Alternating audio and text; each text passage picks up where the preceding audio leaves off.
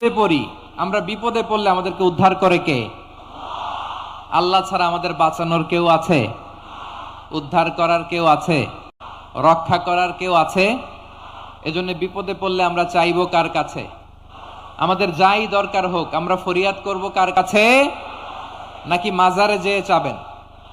মাজারে যেয়ে চাবেন? অনেকে তো মাজারে কপাল ঘষে, আছে না নাই? মাজারে যেয়ে সন্তান চায়, আছে? এই এলাকায় নাই, এলাকার লোকদের আকীদা খালিস আমি জানি। মাজারে যে কপাল ঘষে আর সন্তান চায়। আচ্ছা, মাজারে গেলে সন্তান পাওয়া যায়? আচ্ছা, মাজারে না গেলে যদি বাচ্চা না হতো, গরু ছাগলের যে বাচ্চা হয় ওরা কোন মাজারে মানত করে বলেন? কথা কি বুঝতেছেন? এই যে প্রতি বছর গরু ছাগল ভেড়া এগুলো যে বাচ্চা দেয়, এরা কোন মাজারে যে মানত করে? এজন্য চাইতে হবে একজনের কাছে, তিনি কে?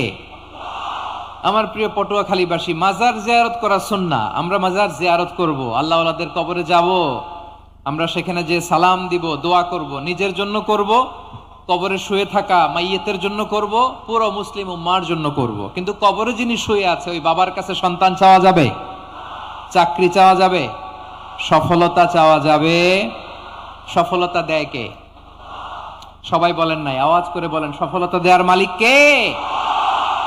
একথাই রব্বুল আলামিন বলেন, ওয়া ইয়ামসাসকাল্লাহু বিদুররিন ফালা কাশিফা লাহু ইল্লা হু ওয়া ইয়ুরিদকা বিখাইরিন ফালা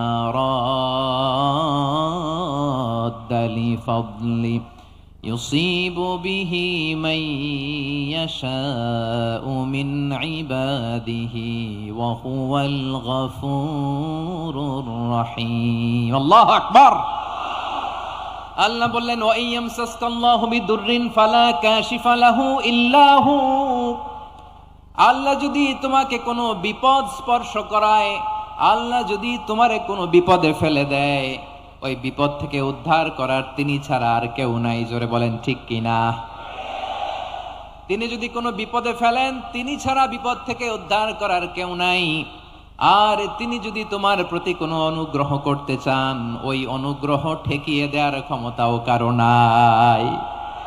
আল্লাহ যদি আপনার সফলতা দিতে চায়, পৃথিবীর কোন শক্তি ওই সফলতাকে থামাতে পারে? এজন্য আল্লাহ বললেন, খবরদার, চিন্তা আকীদা খালিস করে নাও। ওয়া ইয়ামসাসকাল্লাহু বিদুররিন ফালা কাশিফা লাহু ইল্লা হু। আল্লাহ বিপদে ফেললে বিপদ থেকে উদ্ধার করার কেউ থাকে না। আর আল্লাহ যদি তোমার প্রতি দয়া দেখাতে চান, অনুগ্রহ করতে চান, ওই অনুগ্রহকে প্রতিরোধ করার মতো ক্ষমতা কারো নাই। তিনি তার বান্দাদের মধ্য থেকে যাকে ইচ্ছা তাকে দেন, যত ইচ্ছা তত দেন। তিনি ক্ষমাশীল, তিনি মেহেরবান। সুবহানাল্লাহ। তিনি ক্ষমাশীল, তিনি মেহেরবান। তাহলে এই আয়াত থেকে আমরা বুঝতে পারলাম, আমরা যদি বিপদে পড়ি আমাদেরকে কেউ বাঁচাতে পারে না। আমার বাবা আমারে বাঁচাতে পারে? হ্যাঁ? আমার মা আমাকে বাঁচাতে পারে? আমার বন্ধু আমারে বাঁচাতে পারে? আমার দলের কর্মী আমাকে বাঁচাতে পারে? আমার পীর সাহেব আমারে বাঁচাতে পারে? আমার পটুয়াখালীর ভাইয়েরা খেয়াল রাখবেন, বাঁচাতে পারে এক মহান সত্তা, উদ্ধার করতে পারে এক মহান সত্তা। চিৎকার করে বলুন, তিনি কে? আবার আল্লাহ বললেন, আম্মান ইউজিবুল মুযতাররা ইযা দাআহু ওয়া ইয়াকশিফুস সুআ ওয়া ইয়াজআলুকুম খুলাফাআল আরদ আইলাহুম মা'আল্লাহ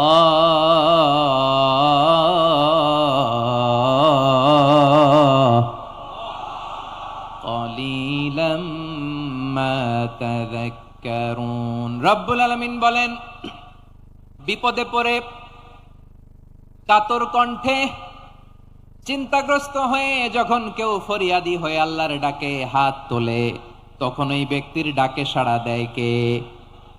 সবাই বলুন। কাতর কণ্ঠে বিপন্ন অবস্থায় আপনি যখন কেঁদে কেঁদে হাত তুলে আপনার দুঃখের কথা জানান, আপনি যখন ডাকেন তারে, তখন আপনার ডাকে সাড়া দেয় কে? আল্লাহ বলে, আমি সাড়া দেই। তোমাদের বিপদকে মুক্ত করে দেয় কে? ওই আল্লাহর সাথে কোন উপাস্য আছে নাকি? কিন্তু খুব অল্প সংখ্যক লোকই তোমরা উপদেশ গ্রহণ করো। কথাটা কার?